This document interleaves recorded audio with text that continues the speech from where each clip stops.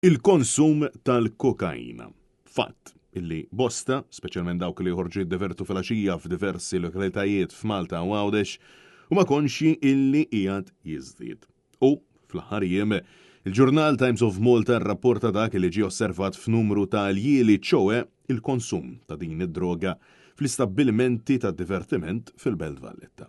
Waqt Times Talk ippreżentat mill-ġurnalist Mark Lorenz Zammit, Emma Borċ u Mark Galdes, il-ġurnalisti spjegaw li dan il-konsum mhux qed isir biss fil-belt bit-tnejn illi huma jisqu li droga qed jikkonsmaw għan-nies illi fajnejn kulħadd jidhru normalissimi. These aren't dangerous people, these are everyday people just taking a drug almost like it's an energy booster to keep them going through a night. It's something social and it's becoming more and more of the norm. Galdes osserva li il-konsum tal-coke kienet isir f'nofs il-barijiet f'nejn saħansitra darba minnhom innota 6 irġiel deħlin f'toilet wieħed. Il-ġurnalisti jiddeskrivu l-ħsejjes li bdew jisimgħu. A lot of the time people were going in groups. Yes, Once I saw 6 people.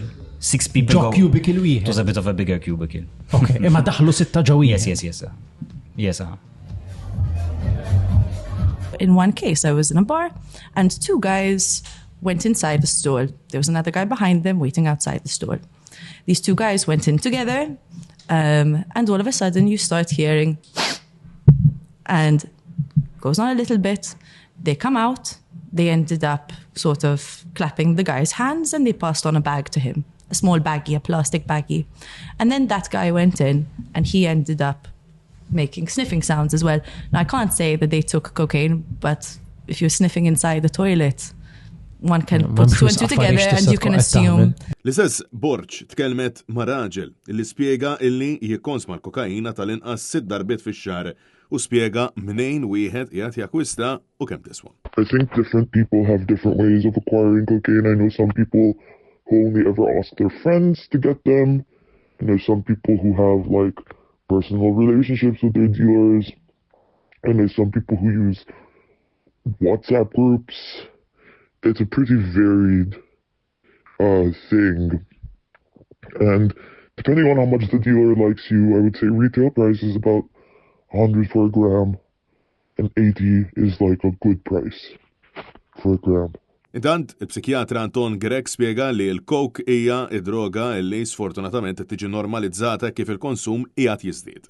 In a way ma kellix għalfejn nisma' din l-istorja mhux biex innaqqasha, għax sfortunatament minn xogħli nara ħafna konsegwenzi negattivi tal-użu tal-cocaine. Sfortunatament il-coke tagħmel ħafna ħsara u sfortunatament mad-dinja kollha inkluża Malta l-użu tagħha żdied u żdied mhux ħażin.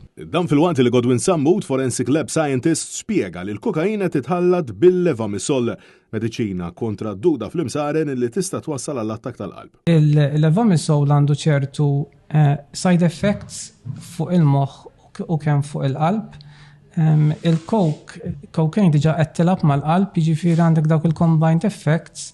Tista' twassal għal heart attack, ġifieri. Intant, huma preċiżaw jgħidu li anke jekk tikkonsma ftit kokaina tista' tkun friskju ta' konsegwenzi ta' saħħa kbar. Min pereżempju jekk għandek familja ta' heart attacks fil-familja. Jekk tbati bi pressjoni għolja, jekk għandek kolesterol, aktar ma għandek riski, aktar għandek ċans li l-cocaine hija riskju jieħol iż-żejt. Ma naraw, ġifri n-nis jitlu l-isptar għabadhom stroke waqt l-effett tal-kokaina jew heart attack, ġiri. Mhux għax tgħid qed nieħu ftit jew qed nieħu ħafna, skont int ir-riskji tiegħek u kemm hija pura u x'fiha l-kokain. Ma tistax tagħmel general sweeping statement għal kulħadd. Din l-investigazzjoni tat-Times turi kif fir-realtà kulħadd huwa konxju tal-konsum tal-kokaina u taż-żieda tagħha mill-awtoritajiet sa' ċittadini normali fid-djarhom.